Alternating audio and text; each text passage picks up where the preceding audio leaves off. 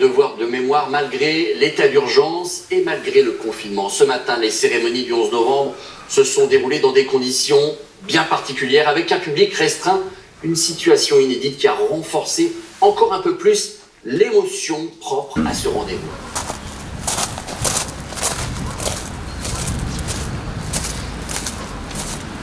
Eh bien, le président de la République, lui aussi, a déposé une gerbe, d'abord ce matin devant la statue de Clémenceau, avant de raviver la flamme du soldat inconnu. Et puis cette cérémonie marquait aussi un anniversaire. C'était il y a 100 ans, le 11 novembre 1920, qu'a été déposé le cercueil d'un soldat inconnu, arrivé la veille de Verdun.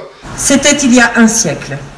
Ce 10 novembre 1920, dans la citadelle de Verdun, Auguste Tin, soldat de 2e classe, dépose un bouquet d'œillets blancs et rouges sur le cercueil d'un soldat. J'ai pensé à additionner les chiffres de mon régiment, le 132. J'ai déposé mon bouquet sur le 6e cercueil.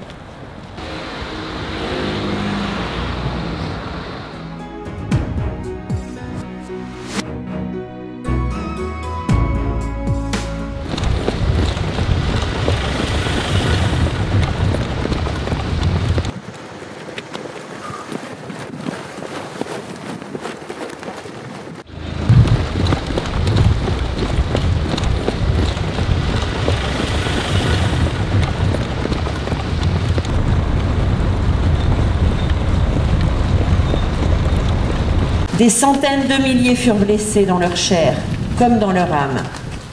1 400 000 tombèrent au champ d'honneur. Nous ne les oublions pas. Heurtaud Alfred. Mort pour la France. De Boilly Adélane. Mort pour la France. Couillard Eugène.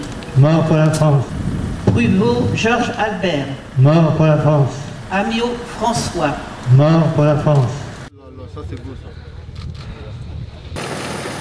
Reste pas là, on marche dessus.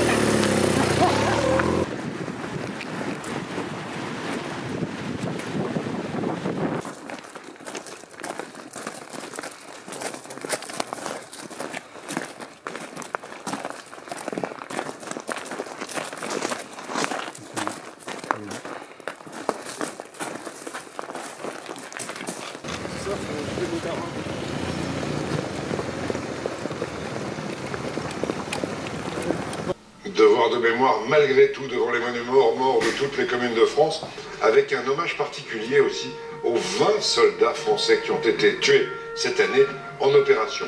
Je vais vous donner la liste des soldats français qui sont morts cette année. Chef d'escadron, Clément Roche, 5e régiment d'hélicoptères, mort pour la France. Alex Maurice, 5e régiment d'hélicoptères, mort pour la France. Adjudant Andrei Vladimir Reshubchuk, 1er régiment étranger de génie, mort pour la France.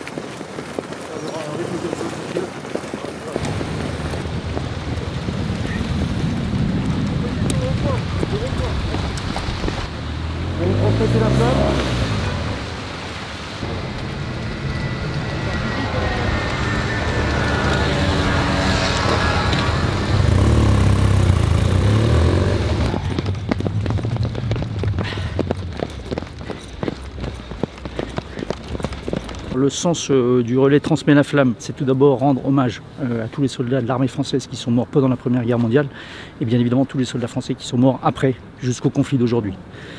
Le deuxième point, c'est aussi rendre un hommage aux soldats inconnus, depuis Verdun jusqu'à Paris, jusqu'à l'Arc de Triomphe. Et le troisième sens qu'il faut donner à ce relais, c'est qu'il ne faut jamais renoncer.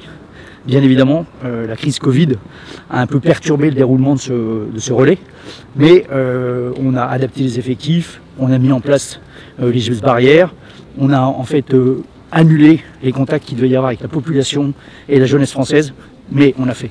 Il ne faut jamais renoncer. Conservons à cet anniversaire du 11 novembre 1918 la réelle dimension de ce souvenir que nul n'a le droit d'effacer, d'amoindrir ou d'ignorer.